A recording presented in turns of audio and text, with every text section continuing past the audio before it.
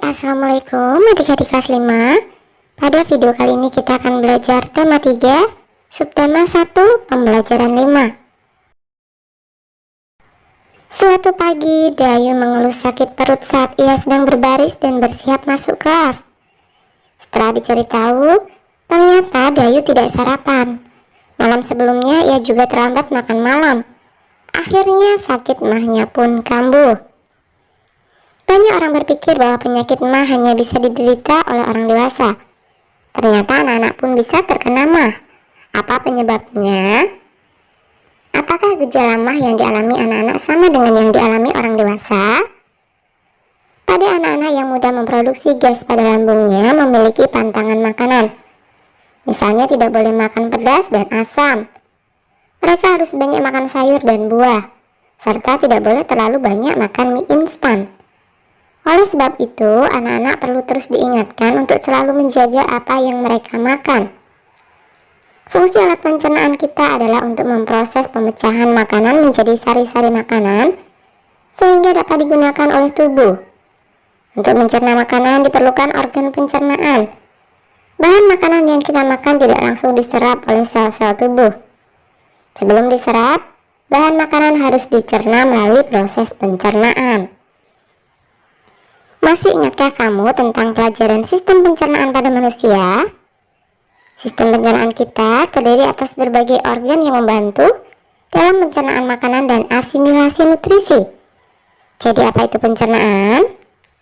Proses pencernaan makanan adalah serangkaian kerja tubuh untuk mengubah makanan yang dimakan menjadi bentuk yang lebih sederhana sehingga dapat diserap di usus halus. Untuk mengenal lebih baik lagi sistem pencernaan, coba kamu lengkapi diagram berikut ini. Nah, kita lengkapi ya. Yang pertama ini adalah mulut, kemudian kerongkongan, lambung, usus halus, usus besar, dan anus. Alat-alat pencernaan kita terdiri atas mulut, kerongkongan, lambung, usus halus, usus besar, dan anus. Bersama dengan kelompokmu, lengkapilah informasi tentang organ-organ pencernaan di bawah ini. Fungsi mulut. Fungsi utama mulut adalah untuk menghancurkan makanan sehingga ukurannya cukup lebih kecil untuk dapat ditelan ke dalam perut. Di dalam mulut terdapat alat-alat yang membantu dalam proses pencernaan, yaitu gigi, lidah, dan kelenjar ludah atau air liur. Di dalam rongga mulut terjadi proses pencernaan makanan secara mekanik dan kimiawi. Kemudian fungsi kerongkongan. Fungsi kerongkongan adalah sebagai saluran untuk memindahkan makanan dari mulut ke lambung. Kerongkongan dapat melakukan peristaltik, yaitu gerakan meremas-remas untuk mendorong makanan sedikit demi sedikit ke dalam lambung. Fungsi lambung.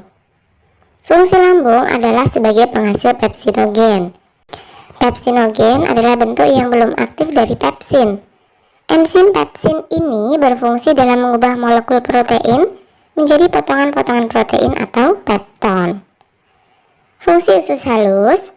Usus halus ini terbagi menjadi 3 bagian, yaitu duodenum atau usus 12 jari, jejunum atau usus kosong, dan ileum atau usus penyerapan. Sebagian besar proses pencernaan dan penyerapan nutrisi makanan terjadi di dalam usus halus. Pencernaan makanan terjadi di duodenum dan jejunum, sedangkan ileum menjadi tempat penyerapan nutrisi makanan. Namun pada usus halus hanya terjadi pencernaan kimiawi saja. Fungsi usus besar. Fungsi usus besar adalah untuk mengabsorpsi air dan mineral, tempat pembentukan vitamin K dengan bantuan bakteri Escherichia coli, serta melakukan gerak peristaltik untuk mendorong tinja menuju anus. Tahukah kamu bahwa panjang saluran pencernaan pada orang dewasa bisa mencapai 30 meter? Dengan mengetahui dan mengerti tentang sistem pencernaan dan proses pencernaan makanan, maka kamu dapat lebih memahami cara menjaganya agar tetap sehat. Amatilah iklan berikut. Perilaku hidup bersih dan sehat pangkal rumah tangga sehat.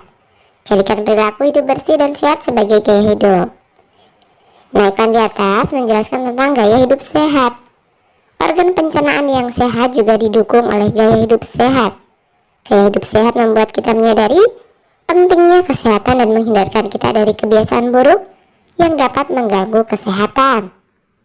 Simpulkan isi yang tertera di dalam iklan tersebut berdasarkan kata kunci, gambar iklan, target iklan, yakni iklan ditujukan untuk siapa. Menurutku, iklan tersebut di atas cukup mudah dipahami. Iklan ini menurutku efektif karena mudah dipahami. Untuk membuat iklan yang lebih baik, aku akan menggunakan kata-kata yang menarik dan mudah dipahami seperti pada iklan di atas. Apakah fungsi dari iklan tersebut di atas? Iklan di atas berfungsi sebagai himbauan agar menjadikan pola hidup sehat sebagai gaya hidup. Masih ingatkah kamu tentang Mars Hidup Sehat dalam pertemuan sebelumnya? Nyanyikanlah lagu tersebut secara berkelompok. Bagilah kelompokmu menjadi 2 kelompok kecil. Kelompok pertama menyanyikan lagu Mars Hidup Sehat, sedangkan kelompok yang lainnya menjadi pengiring lagu. Apa sajakah yang dapat kita pergunakan sebagai alat pengiring musik sederhana? Amatilah sekelilingmu.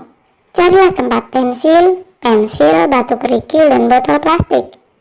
Kreasikanlah alat musik ritmis sederhana dari benda-benda yang ada di sekelilingmu sebagai pengiring lagu Mars Hidup Sehat. Pastikan lagu dibawakan dengan ketukan atau ritme yang baik dan konstan. Perhatikan keharmonisan antara lagu yang dibawakan dengan alat musik ritmis sederhana tersebut. Nah, selamat berlatih ya. Nah, sekarang menurutmu apakah organ-organ pencernaan manusia bisa bekerja sendiri? Apakah organ yang satu membutuhkan organ yang lainnya? Apa hubungan organ pencernaan dengan sistem pencernaan? Organ manusia tidak bisa bekerja sendiri. Organ pencernaan sangat membutuhkan organ pencernaan yang lain. Jika tidak ada organ pencernaan, maka tidak akan terjadi sistem pencernaan. Karena sistem pencernaan membutuhkan proses yang dilakukan oleh organ pencernaan. Oke, sampai di sini dulu video kali ini ya. Sampai jumpa di video berikutnya.